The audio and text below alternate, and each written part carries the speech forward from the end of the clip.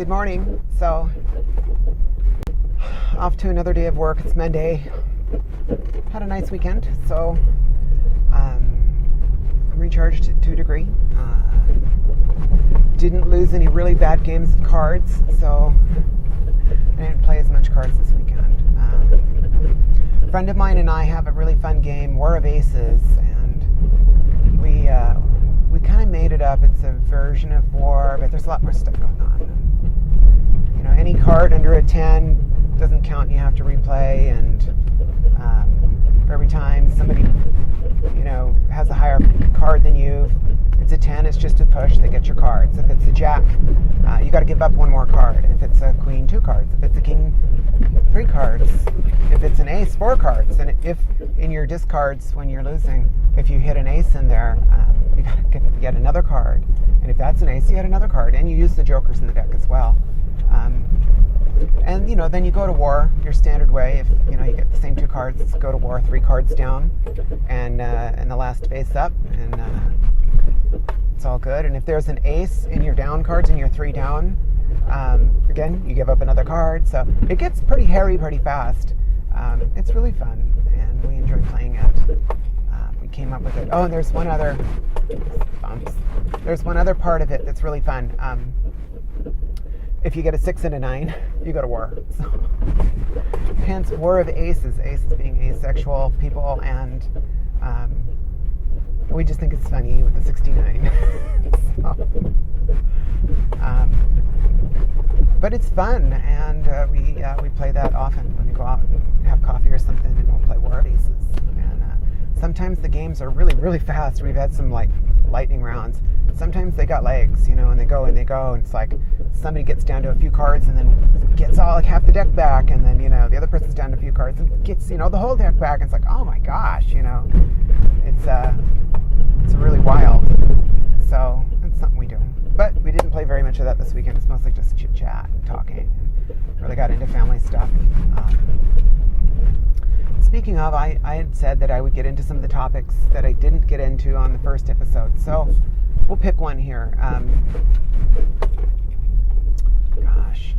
We'll just go all the way back. So one of the things I had said to you was that from the age of 4, my parents told me what was going on with my gender, and it was rough. So let's back up a step and go through that.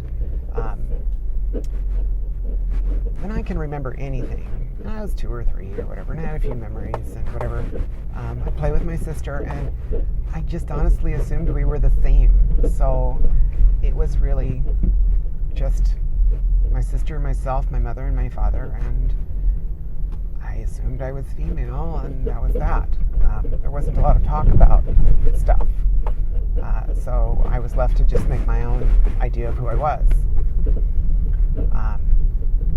Both my parents were teachers, and they met together at school, and that was how they met. So I can remember this. This is one of my very, very first really strong memories, and I remember every detail of it. My grandparents were in the living room, and our living room in this little house was a 3-bedroom, 2-bath little house, 1,100 square feet. The funny thing is, I bought a couple homes that had a very similar floor plan, so it's interesting. So it had a sunken living room by one step. You step down into it, and my grandparents and my parents were in there, sitting on the kind of tweed, white, brown, gray looking, couch, very 70s. And I came out, and I think I'd taken a bath or something, and I believe I was naked. So I believe I was completely naked, little child out there, 3-year-old or 4-year-old or something. And I had a washcloth, and I said, look, I can show you, I can dry myself with this tiny, well, I was tiny, so I probably could dry myself with a washcloth. So I proceed to do that or whatever, and somebody asked me, what do you want to be when you grow up? And I absolutely knew. I had without a shadow of a doubt in my mind what I wanted to be when I grew up. And I told them, I'm going to be exactly like Mom. I want to be a teacher. I want to have long fingernails. And I want boobs. And so my grandparents were like, oh, well, and then looking at my parents, have you not had the discussion with your child? This discussion needs to be had. And so the discussion happened then and there. And it was my mother who kind of stepped in to make it correct because my father was trying to explain it. I don't remember what he said, but I know it was a disaster. And so my mother, sat down and literally, I was forced to look in my pants to explain this. And, that Daddy had one of these and mine did not. And boys don't, bumps. Boys don't get bumps. Boys don't get boobs, And I don't know how long I cried for, but I know it just was inconsolable, And they thought it was hilarious, I remember they thought it was just funny as what. But it was a horrible memory for me. It was traumatic, So from the age of 5 forward, I'm a little bitty cross-dresser. I don't know how I knew how to do that. I just wanted to be. I just wanted to exist and exist female. So, I'm 5 years old and I'm doing that. I used to ask my mom, I remember, why was I born this way? Why am I not a girl like my sister? And, at first Mom was really a very kind person about it and did her best, and just wasn't doing it. I was asking a lot when I was young, but I could tell when I was 6, it's starting to not be a good topic, and by 7 it's annoying her, and she's being, curt and, to the point, you're a boy, and that's the way you're supposed to be, that's how you were born. And sometimes she'd be more gentle about it, and by the time I'm 7 and 8, I'm still asking, but just not that much, just when I'm really having trouble with it. By the time I'm 9, I think I asked once or twice that year. And I was just really sad. I'd entered this really sad phase. Everybody was picking on me at school, and none of the boys liked me, which was fine. I didn't like them, so hung out with the girls all the time. I was the only boy who learned how to get up on top of the monkey bars, so I could hang out with the girls all the time.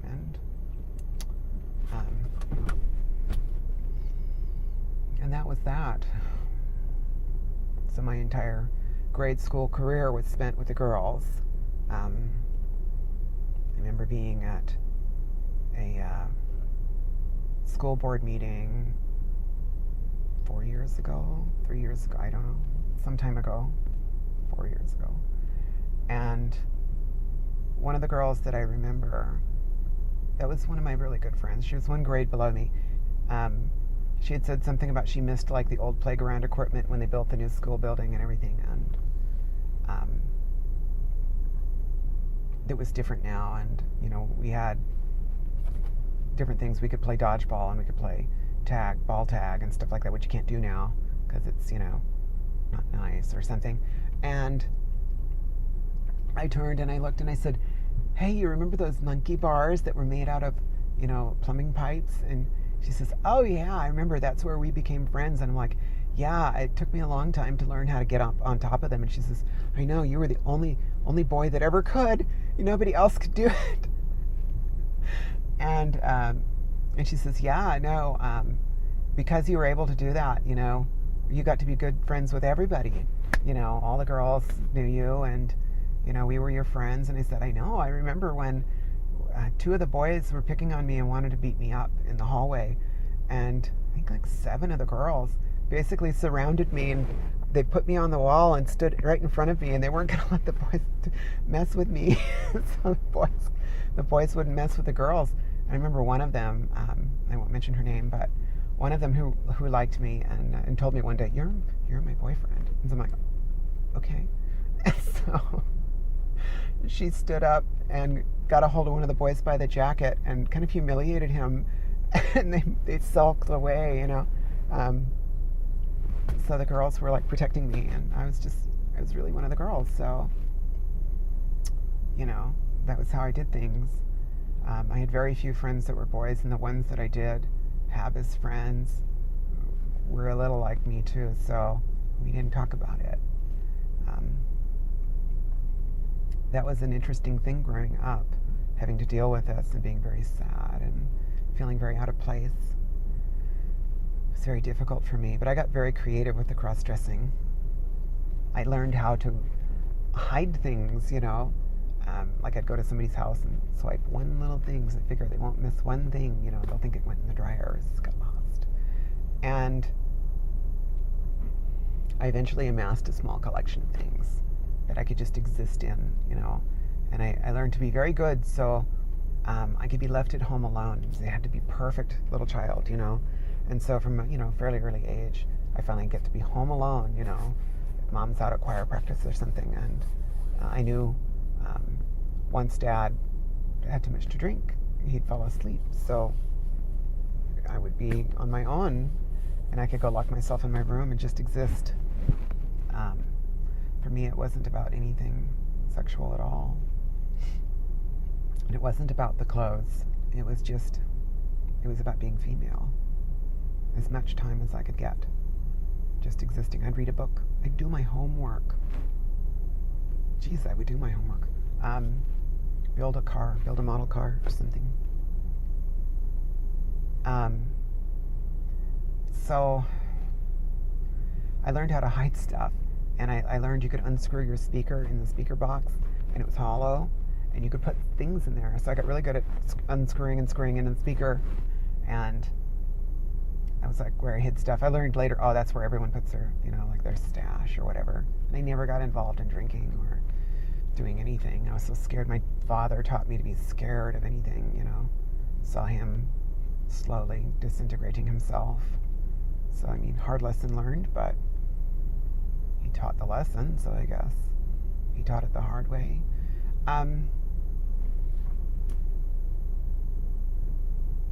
So that was it in a nutshell. So before I was 4, I assumed I was female.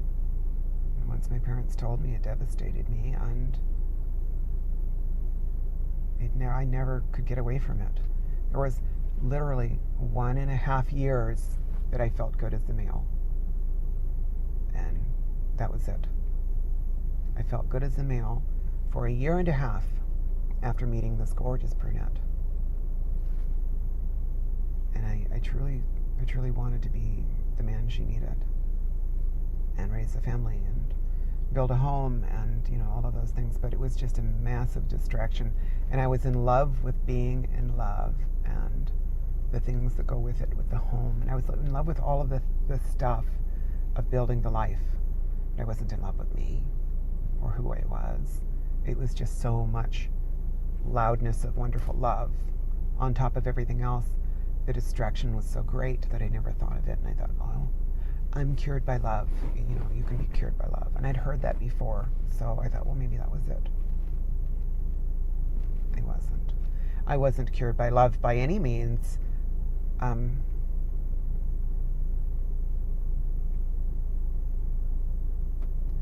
I was cured by being cured, by allowing myself to accept myself.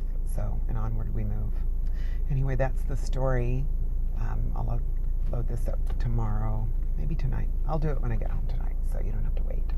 I'm going to go to work now, so I want you to remember that there's resources out there if you're feeling down, if you're feeling like self-harm might be an issue for you, you can't deal with things and things are going all wrong for you and you don't know what to do and you have to do something.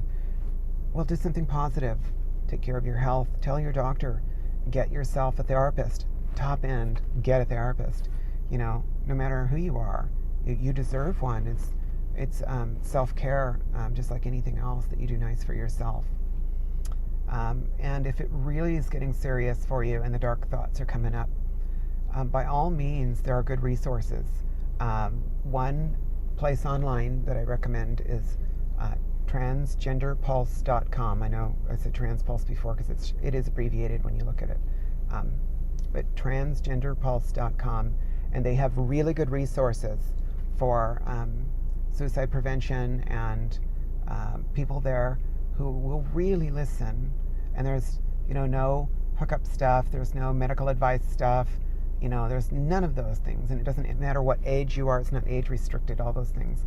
I will remind you, however, to mind your P's and Q's. There is no, nastiness of any kind. Be pleasant. Don't be someone who, makes trouble, that sort of thing. Don't go trolling for trouble. This is a place where you will find support, and I recommend support wherever you can find it. And the good resources are there. There are gender therapist resources there on that forum. There are help lines and suicide prevention lines specifically for gender-related. So I recommend it. Hopefully all of us have a good week, and I want you to have a productive and pleasant work week, and know that I care, and I'm here, and I'm listening. Obviously figuratively, because you can speak at your phone and I can't speak back, but know that it's going to be okay. If anyone's experience can show you that you can survive this, Jackie can show you. And I'm going to tell you all these stories about having once been ripped in two halves. My body was two halves. Having lost my boy junk, the function and everything, and being able to cope with it, and having to go through the loss of family and spouse and marriage and all of that. So, and how it's managed, and how one can get through it, and how it's not the end, how it's a new beginning with a lot of hope as well. So take care of yourself and know I care, and I'm going to do my very best by example to show you it's okay. So I want you to know it's going to be fine. Just breathe in and breathe out. Again, I'll see you later. It's time to go to work. Put my Volvo back in gear. Take care of yourself. Bye.